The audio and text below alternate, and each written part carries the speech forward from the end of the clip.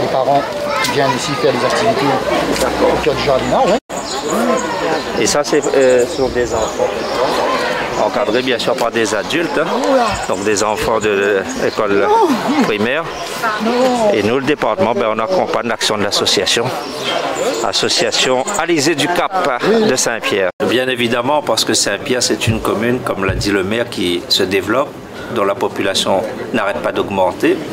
Et bien évidemment, Saint-Pierre, comme d'autres communes, rencontre des difficultés sociales, avec un taux de chômage élevé, des jeunes en grande difficulté, des familles qui méritent d'être accompagnées. Et donc le PST2 que nous avons signé, c'est une façon de dire que le département accompagne cette belle commune dans son développement, accompagne cette belle commune en termes de solidarité pour les plus vulnérables. Et cette somme sera allouée pour une période de 3 ans. Donc nous allons couvrir 2021 jusqu'à 2023. C'est la deuxième génération du PST. Il y a une première génération 2018-2021. Et donc voilà, maintenant, des projets, ce sont des projets à caractère social, mais il y a aussi des projets sportifs, culturels, des projets d'aménagement dans les quartiers, des aménagements de proximité, tout ce qui concourt à l'amélioration du cadre de vie. Chacun apporte sa contribution. Le département fait sa part, bien évidemment, les communes, et je tiens à saluer le rôle des maires, mais aussi des élus de quartier qui font ce travail de proximité avec beaucoup d'abnégation, de volonté.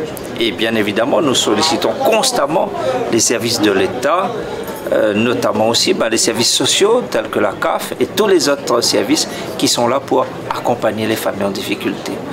Je comprends ce cri et nous devons l'entendre et bien évidemment transmettre à tout, et je le dis souvent au ministre des Outre-mer, que La Réunion est une terre particulière.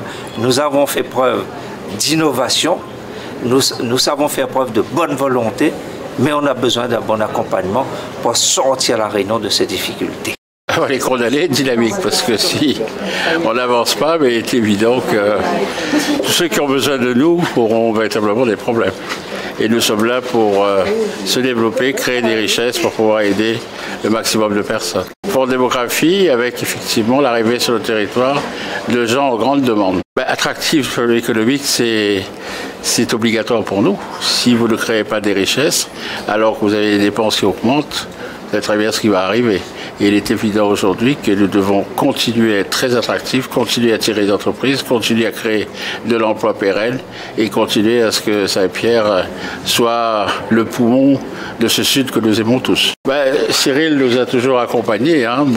Aujourd'hui, il nous accompagne véritablement à niveau. À chaque fois que la collectivité saint-pierroise avait besoin de Cyril Belchior, Cyril a répondu donc présent. Nous avons des dossiers de proximité. Vous voyez, vous y êtes là, entre une mairie annexe, un cyberbase, une bibliothèque.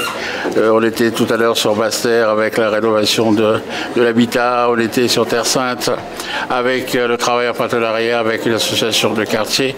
On sera tout à l'heure sur le chemin Stéphane, qui était un chemin qui était demandé depuis de très nombreuses années. Nous ne sommes pas bien loin du chemin La Salette, qui est programmé véritablement au niveau du département et avec la commune de Saint-Pierre.